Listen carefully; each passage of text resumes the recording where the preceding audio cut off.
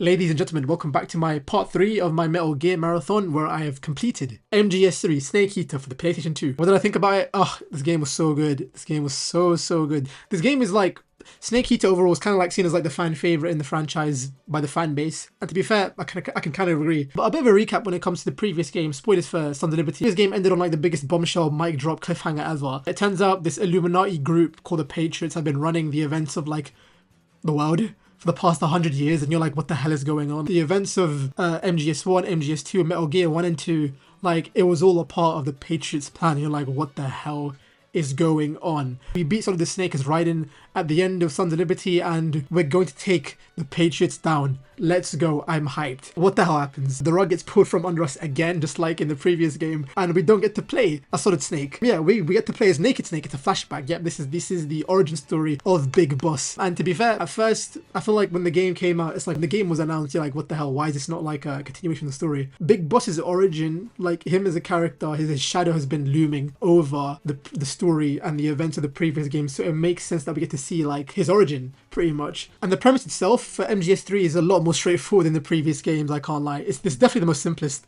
so far in the canon and timeline. Players like this elite super soldier called Naked Snake, and your task is pretty much, oh, it's set in the 60s as well, Cold War spy thriller. Your mentor figure defected to the Soviet Union, the boss, which is her name. She was the teacher, the mentor. She pretty much taught Naked Snake everything he knew, pretty much, and she's defected. Snake is like, what the hell is going on? You have to take her out. Very important mission, you have to do it. And that's pretty much the story. Now let's talk about Snake for this. I'm gonna call him Snake, even though he's called Naked Snake. There's a lot of snakes in the story. Yeah, Snake is a character. Honestly, he's very different from Solid Snake in the previous games. He's a lot more, well, this is the original like donor for the clones. He's a lot more human, to be fair. Like, again, he has no nanomachines. He is like the ultimate super soldier. He's kind of like the Captain America. That's not Captain America. I'd love to see like a crossover between Steve Rogers and Big Boss. He definitely fits in that group of like super spies like James Bond or Ethan Hunt. This game overall is like an homage to like 60s and 70s like Cold War thrillers and dramas. If you're a fan of James Bond,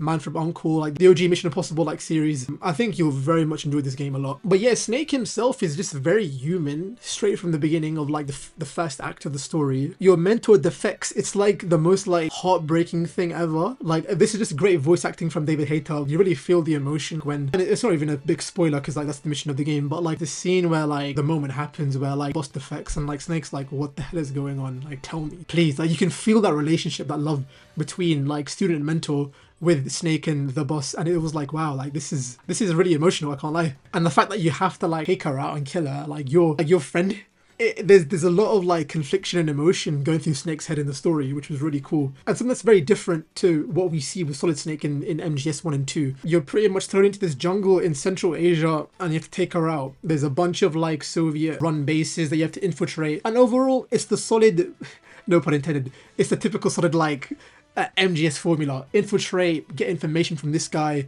keep moving on, get information from this guy, keep moving on, take out the final boss. And as you traverse the jungle, you come across boss fights, of course, very much in line of the antagonist groups that you get in the first game with Foxhound and the second game with Dead Cell. Cobras, yeah, they are the boss's group of elite fighters in the Cold War, and they are a group of freaks and monsters. They are definitely the weirdest of the bunch when it comes to all the boss fights that I've encountered so far. I can't lie. Like, I thought Dio from MGS2, what's his name, man, the vamp, Dio, I call him Dio. I thought he was weird, but brother, these guys in this game they make him look like nothing. I want to talk about one boss encounter specifically, the end. There's this sniper battle about halfway through the game. This boss, on paper, like as a boss fight, technically, it's an amazing boss fight. It's probably one of the most iconic, most memorable boss fights that I've ever like encountered and beaten. But oh my god, it was long. So you're basically in a sniper battle in the jungle with this one old man, and bloody hell, I think it took me over an hour to beat him. It was so long and stressful, but it felt real. It felt like I was a sniper fighting another real sniper IRL. If you make sound, you're gonna get shot. If you don't eat enough in the game, your stomach grumbles and he'll clock onto you, you die. You can scope him out from a distance, quietly and slowly, but he can see the reflection of your flipping scope and he'll shoot you, you die. Oh my god. But again, it was like the best feeling beating him in my life. It felt like I won a World Cup, honestly. Well, yeah, we got a freak show sniper, we got like a beekeeper, we got like some weird wacky like jumping toad guy on trees called the Fear, I think, and we got like some ghost guy, which again, more supernatural stuff that we get in this game. Again, it's just you just go with it. However, although they did have a lot of unique boss battles, the characters themselves aren't as like memorable. Like, you can't really sympathize with them. They're more like faceless bosses that you don't really get like that moment like in the first game where like you beat Sniper Wolf and like you get so emotional that like you beat Otacons crying. You're like, oh my god, like this, damn. Yeah, they're just not as memorable. And yes, since this is a flashback story, we do get some returning characters from the previous games. We get a young Ocelot. Yep, a young Ocelot. Revolver Ocelot. He's not called Revolver Ocelot, but you get to see the origin of him being called Revolver Ocelot. He's a lot younger. He's a lot more cocky and brash compared to how he is in MGS 1 and 2. He's young, so like he's a bit of a hothead. He's got a bit of an ego. You see him encounter a big boss for the first time. You have this really fun like friendly rivalry as like you traverse like the story of this game, where like Ocelot's of course like on the enemy side. He's trying to kill you, but like Snake himself always like has like a one-up on him, and you see like this respect slowly grow for Snake from Ocelot, which is pretty nice. Again, more character development for the story and characters. We are also introduced to the character of Ava, the continuation of like her romance character's romantic interest in the story. This is Snake's like romantic interest, and she's cool. She's kind of like you know, that femme fatale, like beautiful but dangerous type of spy agent that you don't know if you can trust her or not. She's in that archetype. And yes, we get a lot of fan service, I can't lie. I think it's I've come to notice like the fan service in these games that are like a common thing and a trend. Like them or not, it is what it is. I thought they were okay. Also, one of my favorite characters in the game is actually Paramedic. She is really fun and cool, I can't lie. They're back and forth with Snake. She helps you save the game as well. She's fit. She's basically like the Rose mailing character. I love the back and forth that she and Snake have. Snake's like the guy, again, like he's just like that stone cold guy. He doesn't know about pop culture and stuff. Paramedic is like the nerd of the story. She loves her films and pop culture references. You get a lot of really cool like throwback references to like OG movies and TV shows and characters like Godzilla and stuff. That was really fun. Okay, so moving on to the gameplay experience. It's set in the 60s. The technology is a lot more limited, so they pretty much remove all the tech that you get in the previous games. The big one being the Soliton radar. That's completely gone. You have no radar in this game. You don't know where the enemies are. You have to use your eyes. So yeah, this game is pretty much in hard mode the entire time. And at first when I saw that, I was like, oh my god, this is going to be so jarring. Since it's set in the jungle, the terrain's a lot more open, so you have a little more leeway when it comes to traversing like certain areas. And what I love about this game that they finally got rid of is the backtracking. Backtracking itself wasn't a big deal for me, but like it felt so refreshing that in this game in particular, you're always moving forward. There was no like time that I can think where like I had to move back or constantly like return back to a previous location, which was super refreshing. No more like Sniper Wolf, Sniper location BS that we got. That was biggest relief so far in the game. That's a big pro. And like, again, since it's set in the jungle, there's a lot of more survival mechanics introduced to the game. And at first, again, I thought it would be like very, very jarring and like just eye-rolling. So they introduced a thing where if you get hurt, you have to like, there's like a medkit system basically. Sew your wounds, remove the bullets, heal yourself up, to like hunt for food in the game to replenish like your stamina, which therefore replenishes your health. The way it's explained at first can be very tedious and like boring. You're like, bruh, this is gonna like ruin the pace of the game as you play,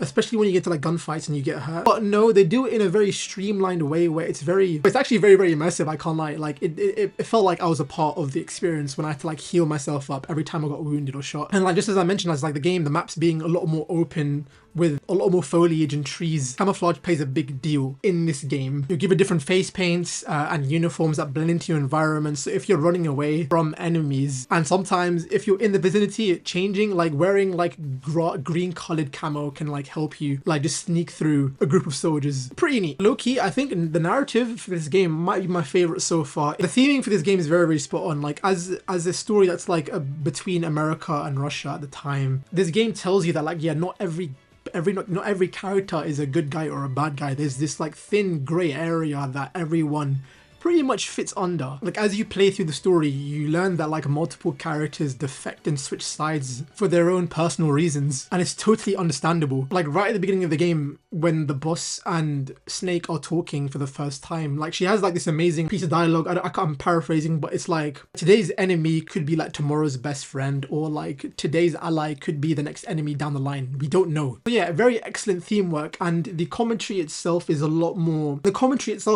digestible to grasp compared to the previous game where I felt like I was just being smacked in the face right by the dialogue. And the ending, like the resolution of the story, I can't like really hits. It's definitely one of the strongest endings I've ever experienced, like in a spy thriller story, let alone video game. Again, Big Boss is seen as like this ultimate villain, ultimate bad guy that pretty much kickstarted everything in the story, and we get to see that no, like he was actually a good guy, like what happened. So yeah, I can totally see why this is like a lot of people's favorite in the franchise. However, if I have to say one negative, I can't lie, when it comes to the gameplay experience particularly, I played the original PS2 vanilla edition. I would legit give this a 10 out of 10. I have to drop it to like an 8.5. In recent, like when you think of MGS, you think of the top-down camera. The top-down camera does not work in a jungle like open environment, because there's so many times I got caught because I couldn't see where the flipping enemy was, especially when you have like no radar system at all. If you were to play MGS3 at all, I'd recommend the Subsistence version or the 3DS version, because they actually go for like the more modern take where like the camera's a lot more like over the shoulder behind you. It's a lot more helpful. You can rotate the camera around. I feel like I would have died a lot less and got caught a lot less. So yeah, just a heads up.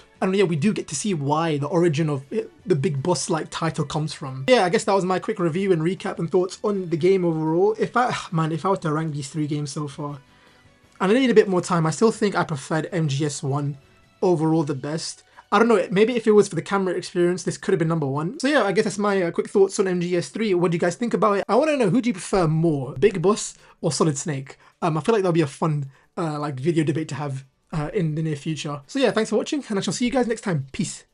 Shoo.